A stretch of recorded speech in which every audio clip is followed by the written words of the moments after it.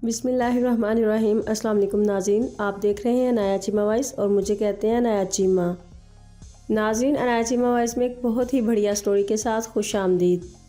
तो स्टोरी की तरफ बढ़ने से पहले जिन लोगों ने अभी तक मेरे चैनल को सब्सक्राइब नहीं किया वो जल्दी से सब्सक्राइब कर लें और साथ लगे बेल के बटन को प्रेस कर लें ताकि मेरी हर नई आने वाली वीडियो का नोटिफिकेशन आपको मिलता रहे। Thank you.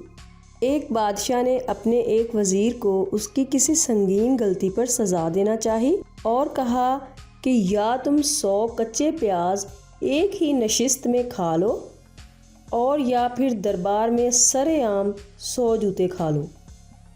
वज़ीर ने सोचा कि सबके सामने 100 जूते खाने से तो बहुत बेइज्जती होगी, इसलिए 100 प्याज खा लेता हूँ। जब उसे प्याज खाने को मुहैया किए गए तो चंद प्याज खाने के बाद उसकी हालत बिगड़ने लगी। अब वो बोला, मुझसे मज़ीद प्याज नहीं खाए जाते, आप मुझे जूते लगा लो। 2-4 जूते पड़े तो होश ठिकाने आ गए। अब वो बोला कि मुझे जूते मत मारो, मैं प्याज खाऊंगा। करते करते करते वो जूते भी खाता गया और प्याज भी। आखिर पर जब 100 प्याज का अदद पूरा हुआ तो वो 100 जूते भी खा चुका था।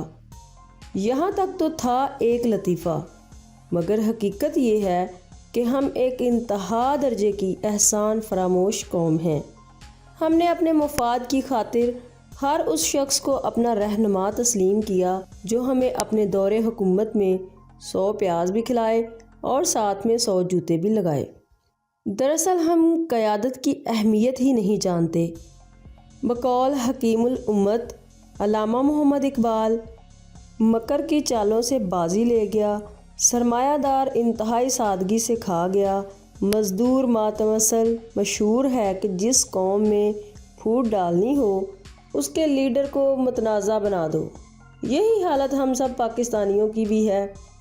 हम मीडिया वार से मुतासर होकर इंतहाई बेवकूफ़ बनते हुए अपने नब्ज़ शनासों और हकीकी रहनुमाओं को अपना कातिल समझकर उन्हें गालियां देने लगते हैं और हर इलेक्शन में इन्हीं लुटेरे हुक्मरानों को वोट देते हैं जो हमें 100 प्याज भी खिला चुके हों और 100 जूते भी लगा चुके हों।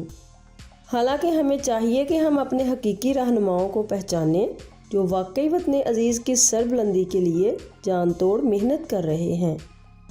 हमें चाहिए कि हम लुटेरे सियासतदानों से हमेशा के लिए जान छुड़ाने के लिए मुखलिस रहनुमाओं को आगे लाएं जो मुल्क व कौम की तकदीर को बदल सकें। अगर हमने मुखलिस रहनुमाओं के साथ बेवफाई और लुटेरे सियासतदानों के साथ वफादारी का सिलसिला जारी रखा तो कोई मुखलिस रहनुमा हमारी डूबती नाव को किनारे लगाने नहीं आएगा। और अगर ये शरीफुन नफ्स रहनुमा सियासत को बुरा समझकर किनारा कशी इख्तियार किए रहे तो हम यूं ही बद से बदतरीन की तरफ आज़मे सफ़र रहेंगे। तो नाज़रीन, उम्मीद है मेरी ये स्टोरी आपको पसंद आई होगी और अगर पसंद आई हो तो इसे लाइक और शेयर ज़रूर कीजिएगा। नाज़रीन, अपना ख्याल रखिएगा। अनाया चीमा को दुआ में याद रखना। अल्लाह हाफ़िज़।